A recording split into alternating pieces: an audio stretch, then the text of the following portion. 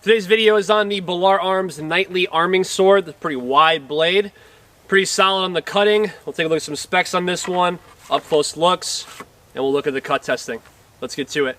Looking at the overall length on this one of 36 5/8 inches, we have a 30-inch blade. This is a double-edged blade with a pretty wide fuller running through it up until about a palm distance. If you spread your palm out, right at the upper third, that's where the fuller ends. We have a wood cord leather wrapped handle. It's more of a braided leather, and it's sticky enough and aggressive enough on the grip to where it does offer a good grip. So this is what I mean by it being braided. So we have, or ribbed, you could say that too. We also have the peen pommel. This one also comes with a peen pommel. We will get more up close looks on this one. So you obviously have cutting ability on either side of this. You have different manipulations. You've got larger cuts as well, of course, with this. And then obviously you have this presented in the thrust position. Balaur arms do come unsharpened, so if you do want to get this one sharpened, click the little checkbox at kultofathena.com to check out when you purchase this blade. We're looking at 1075 high carbon steel, same steel quality worked with on the 15th century Italian longsword from Balaur Arms. Check that video out when it gets posted. And overall, pretty solid blade. Looking at 2 pounds, 12 ounces, so I think almost identical to the Italian longsword. Actually, it's just distributed differently. Again, not overbearing, I wouldn't really call this super heavy. It still has the ability to really move with this one into different thrusts and different cuts and things like that.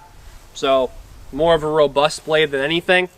Let's take a look at this blade up close in the scabbard and out of the scabbard. Taking a look at this one in the scabbard real quickly, the grip length is 4 3/8 inches. So you have a little bit of play room in between that. If you like the hand up against the guard, you like it more in the middle off of that, totally up to you. Wood cord leather wrapped scabbard. We again have notches on here, so if you were to carry this, you have that ability to do that. If you want to carry it directly under the hip, if you're doing that for a Ren fair, if you're doing that for cut testing, and you want to be able to draw the blade out, totally cool. The draw is good. It's a wood cord leather wrapped scabbard. We have this chap, or sometimes referred to as the rain guard, on both sides. That's just helping moisture not to get into the scabbard, obviously, because you don't want to create mold and things like that in a scabbard. So it's just a little added bonus to it. Pretty solid as far as that goes. The draw is solid. Balaur never have any problems with drawing Balaur swords out. Draws out perfectly fine.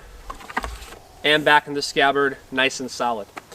Let's take a look at some up close looks at this blade in the scabbard and out of the scabbard. The handle here, we've got a really wide cross guard. This would really be cool with sword and buckler as well. The rain guard of the chap folds right over, so you will get some wrinkles there on it. Not a super big deal. All the way down the steel tip on the scabbard. We flip this guy over. We've got the exposed stitching on the back, just like we saw on the 15th century Italian longsword. And taking a look at the blade out of the scabbard, you got the wide fuller. Wide crossguard in this one. This one honestly could probably be even a longsword crossguard for how wide it is. It's got a little bit different of a use though. There's the slight diamond cross section you're seeing toward the upper third, running into that fuller, taking out excess weight.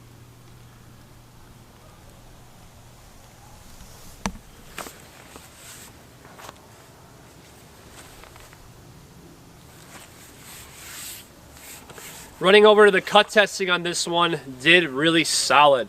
So obviously these becoming unsharpened with a sharpening surface put on it. We do a functional edge whenever you get things sharpened through Kult of Athena. What we consider to be battle ready is just a functional edge. So big blade, wide blade too. So you're not going to get this slicing type of feel that you would get with potentially with a katana. However, it does cut really well. I like the performance on uppercuts, on different upward striking motions. Play with a little bit of horizontals as well. Did really solid. Let's take a look at the footage.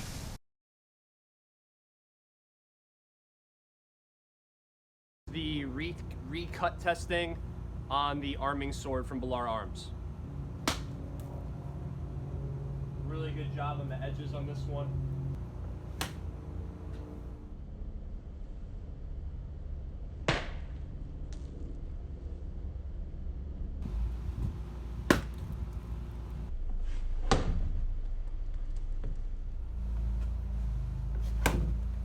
This one split it directly in half on that first slash. This being the Balaur arming sword.